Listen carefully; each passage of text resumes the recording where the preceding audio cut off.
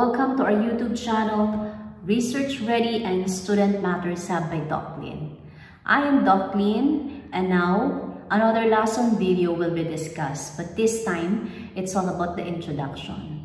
I hope that you have already completed some parts of your research proposal or your research paper, and the videos that you have watched regarding each part on the past lesson videos that we had ay sana nakatulong sa inyo kung paano kayo makakabuo ng inyong research paper. But this time, what are we going to discuss is the introduction of your research paper. The introduction of your research paper, commonly, it reflects the first impression on your paper. So, when I read your paper and I have seen your introduction, that it makes more interesting for the reader to pursue the other parts of your research paper. Now, we are going to discuss what are the contents and how are you going to make your introduction. Gaano ba ka-importante ang ating introduction? Napaka-importante ng ating introduction kasi unang-una, nag-i-engage siya ng audience or it engaged the audience. Commonly, the introduction captivates the interest of the readers of your research project. So, a well-written introduction can encourage others to read and to use your articles. Ang pangalawa, ang introduction kasi yung nagpo-provide ng context. Yun yung tinatawag nating macro to micro scenario. Aside from that, kailangan din minsan nating maglagay ng legal basis. Kasi yung konteksto ng legal basis, tinutulungan din tayong mag-explain bakit pa natin kailangan aralin ang isang problema or bakit pa natin kailangan ng i-fill ang isang gap. Ang pangatlo naman, kaya tayo naglalagay ng introduction kasi pine-present natin ano yung purpose, bakit tayo kailangan mag-conduct ng study. Actually, pine-present natin yung objectives natin, na tinutulungan yung audience natin para ma-orient natin sila what is our study all about. Aside from that, nilalagay din natin ang introduction para ma-justify yung study natin. So, at times, we try to put some references or in-text citation to prove that the problem really exists. Na kailangan talaga na merong pag-aaral tungkol sa mga bagay na ito. Ang isa pang importansya ng paglalagay ng introduction ay ina-outline niya yung structure ng ating research study, which is also very important for those na minsan nagmamadali na basahin ang research article. Sa introduction pa lang, alam niya na kung para saan yung article na kanyang binabasa. At lastly, ang introduction ay nag-i-establish ng credibility. So, kailangan sa introduction natin, it is well written. If we have to cite a certain source, then we have to include it. We have also to choose the right or the most suitable legal basis that we can include in our introduction para yung kredibilidad ng ating paper ay makita ng ating reader. Ang number one element sa pagsulat ng introduction is understand the purpose. Bago nyo isulat ang inyong introduction, dapat sigurado kayo na clear yung pagkakaunawa ninyo sa aims or objective ng inyong research paper. Pati na rin yung importansya or yung significance ng inyong research paper sa mas malawak na konteksto ng expertise ninyo. Ang ikalawa, para maging maganda ang inyong introduction, start with the hook. What do you mean by that, ma'am? Begin your introduction with a compelling opening sentence or yung tinatawag nating hook that grabs the reader's attention and sets the tone for your thesis. I will give an example. So this is an example of an introduction which will really hook your audience. Once I read your paper and I have seen this, it might invite my interest to read your research paper. The example is, did you know that nearly 30% of students in public school fail to meet basic proficiency levels in mathematics? The statistics are sobering, reflecting a broader concern about educational outcomes and the factors contributing to students' poor performance. So commonly, etong introduction na to, it discusses the basic proficiency, the significance of the statistics, and the broader concerns about the educational outcomes. So, napakaganda ng pinaka-outline ng inyong introduction kung ito yung magiging laman.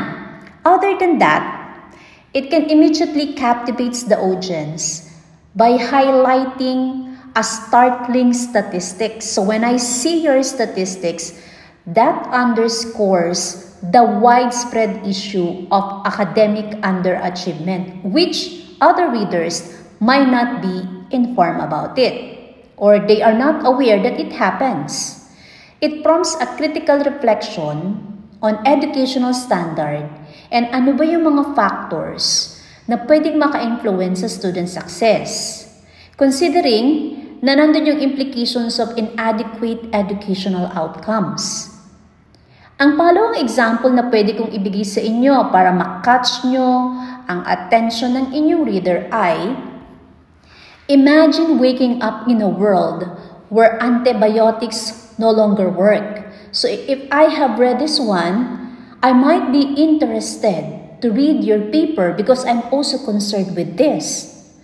Simple infections become life-threatening, and medical procedures we take for granted become perilous gambles. This grim scenario is not just a hypothetical future. It's a pressing concern today. So there is an emphasis of the immediacy of the topic, the impact on infections, the medical procedures at risk, the current relevance, and the global health and its consequences. Nahuhook niya yung audience by vividly illustrating a scenario where there is the fundamental efficacy of antibiotics na kailangan talaga ng tao, thereby emphasizing the gravity of antibiotic resistance. Ini-stress din niya yung relevance ng issue. Paano niya ginagawa ito? Hina-highlight niya yung potential impact nito sa global health, making it clear that yung action dapat urgent. And it's needed to mitigate the consequences of infections, medical procedures, and public health worldwide. Number 3, aside from understanding the purpose of your research so that you can incorporate it in your introduction, second, you start with the hook. The third one is provide context. Paano natin ito gagawin? Magbigay ka ng background information tungkol sa topic na meron ka. Explain why is it important and why is it relevant. You can also briefly summarize key literature and previous research that informs your study.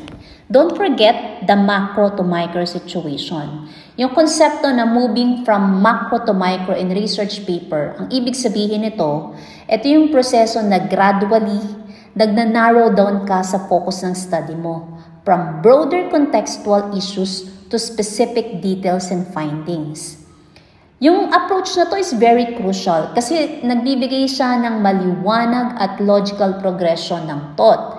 Ini-ensure niya yung readers mo na naiintindihan mo yung mas malaki na importansya or kahalagahan ng research mo at kung ano yung magiging specific contributions or implications na to sa kung anong community or kung anong larangan or field ang tutulungan ng iyong research.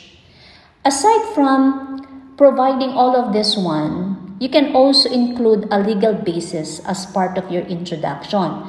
But how are we going to do this? In making a legal basis of your introduction, these are the things that must be included. Ang tanong, paano natin i-discuss ang legal basis? Merong mga parts ng legal basis sa inyong discussion. Commonly, ang legal basis mo ay nilalagay mo sa last part ng iyong introduction. So, dapat laman niya yung mga sumusunod. Setting legal context. Yung introduction mo can provide a brief overview ng relevant na legal framework na gagamitin mo sa iyong research paper. Nakakatulong ito para malaman kung nasaan ba or saan nakasituate yung study mo doon sa legal context at framework na ibinigay mo. It provides background information also to your readers na hindi pamilyar doon sa legal aspect ng topic. Pangalawa, defining legal concepts. You introduce legal terms, the definitions, and of course the concepts relevant para ensure mo yung clarity at understanding among your readers. So, yung konsepto ng research mo, i-discuss mo siya at papaano siya or ano yung kinalaman niya dun sa legal basis na ibinigay mo. Pangatlo, implications and recommendation. Sa pagdi-discuss mo ng iyong legal basis, commonly towards the end, you can discuss the potential implications of your research findings for legal practice or either policy making or future legislation.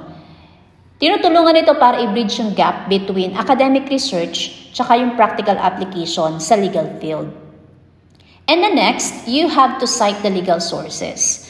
Now, in research, it will be more credible if we are very aware that if we are going to use a certain information, we have to properly cite it. On your paper, it is important to cite relevant legal sources accurately. Ano ba yung mga ito?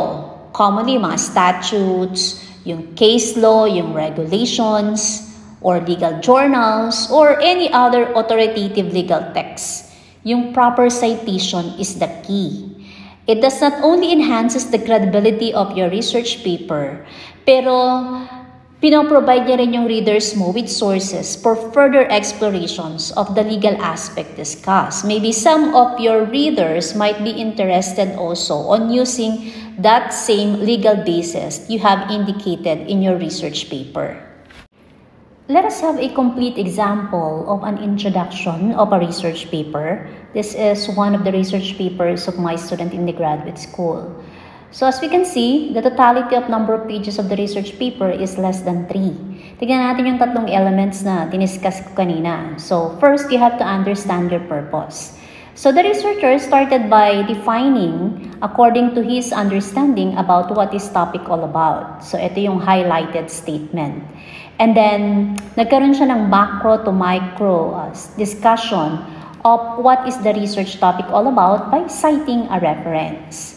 So, sinite niya dito, to enjoy success, step management should consider the initial aspect of exercising good productive management or productivity management, which is on the macro level. And then, he tries to discuss it into a micro level. And then, part also of the discussion of my student is that he had included legal basis, not only one, but two. So there is a proper citation of the legal basis. More specifically, ang in-include ng aking estudyante dito ay yung Republic Act number 6971, which is published 1990, and the Philippine Labor Code Article 297, 1974. So Labor Code, because it's very obvious na ang kanyang magiging respondents or participants in this study are working in private organization. Now, on this part naman, i-discuss niya pa dito yung more importance, particularly yung implications ng kanyang study. No, sa ano ba yung significance nito, ano ba yung magiging implications nito in a particular field. So, in other words, looking at this copy of my students of the introduction, nailagay niya yung mga importanteng elemento ng isang introduction. At kung mapapansin ninyo, it is only less than 3 pages. So, hindi niya nilagyan ng padding or masyadong maraming information yung kanyang introduction. By just looking at this, I can clearly articulate ano bang klase ng research yung pinag-uusapan natin dito at ano yung necessity para pag-aralan siya. At ganoon din, ano din yung significance nito sa specific field na inaaral ng ating researcher. Kung very clear na sa inyo kung ano yung dapat laman ng inyong introduction, dapat din natin malaman kung ano ba yung mga kailangan nating i-avoid na certain pitfalls that can weaken the effectiveness of our introduction. Firstly, overly broad statements. Iwasan natin mag-start tayo ng masyadong mabigat na statements, pero there is a lack of specificity or nagpe-fail siya to clearly define the concept of your research. Instead, mag-focus ka sa clearly articulating the specific research problem or question na gusto mong i-address. Pangalawa, yung tinatawag nating irrelevant background information. Siyempre, magpo-provide ka ng context. Sinabi natin yan, importante ito. Pero kailangan nating i-avoid yung excessive background information. Sometimes nagiging 5 pages na yung introduction mo kasi gusto mo marami siya. Pero dapat isipin din natin, tama pa ba yung mga nilalagay nating information dun sa ating introduction. Baka naman yung mga ibang data doon ay hindi na siya relevant or hindi na siya kailangan. Pangatlo, excessive detail. Yung introduction mo, nagsiset siya ng stage para sa research mo, but dapat hindi ka mag-delve into excessive detail or present findings that belong in a later section of the paper. So, maaring yung dinidiscuss mo ay dapat part siya ng background ng study mo, dapat part siya ng literature review, or dapat part siya ng ibang aspeto ng iyong research paper, pero nakikita ko na siya sa introduction. Save detailed explanations. Data and results, pwede nang gamitin yan sa methodology or pwedeng gamitin sa results and discussion sections ng iyong paper. Huwag mong ilagay lahat sa iyong introduction. Pang-apat, unsubstantiated claims. Huwag kang maglalagay ng mga unsupported claims or statements that are not backed up by evidence or references. In other words, yung mga tinatawag nating opinionated statement. I-ensure mo that any assertions made in the introduction are justified and supported by relevant literature or research. Hindi po pwede yung sinabi ng kapitbahay mo, sinabi ng teacher mo, sinabi ng kung sino, unless otherwise, these are published. Or you conducted an interview, but making an interview that you have to make it formal and that it's documented, there is no problem with that. Number 5, cliches or generalizations.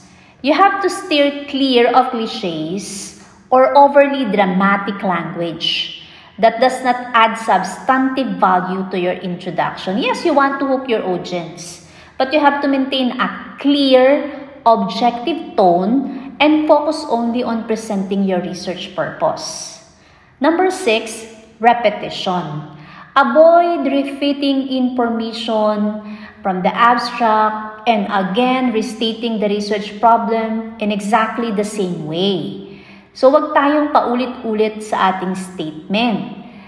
The introduction should expand on the abstract by providing more context, rational, and specific about the study. Na-discuss mo na siya ng lahat or very clear or very detailed sa abstract mo, i-discuss mo uli siya sa introduction ng very detailed. So, kaparehong-kapareho. You have to avoid that repetition. 7, personal opinions or biases. You have to keep your introduction objective. Avoid injecting personal opinions, as I have mentioned a while ago. Opinionated statement, biases, or speculative statements that are not supported by research evidence, hindi natin siya pwedeng ilagay. You have to maintain a scholarly tone throughout the discussion of your introduction. Number 8, unnecessary length. While the introduction sets the stage of your research, it should be concise and to the point. Commonly, an introduction will have at least 1, 2, or 3 pages of your research paper. You have to avoid unnecessary padding on the introduction with irrelevant details. So, pinapakapal mo yung introduction mo para masabi mo na maganda yung iyong research paper. It's not about the quantity. It's about the quality of the content. Number 9, quotations. Minimize the use of direct quotations in the introduction. Instead, you can paraphrase or summarize the information para ma-maintain mo yung flow at coherence ng sarili mong boses sa sarili mong papel. Number 10, future work or conclusions. The introduction should not include discussion of future work conclusions of the study kasi ito ay nabibilang sa conclusion part or discussion ng iyong research paper. Huwag kang naglalagay ng results, findings, or future plans sa introduction mo kasi sa introduction mo nagbibigay ka pa lang ng overview. Ito yung aking research objective, ito yung aking gagawin, ito yung magiging purpose, ito yung relevance. But it does not necessarily mean na tapos ka na because it's your introduction. Now, what are my final tips in making your introduction? I am going to summarize it into 4. You have to be concise and clear.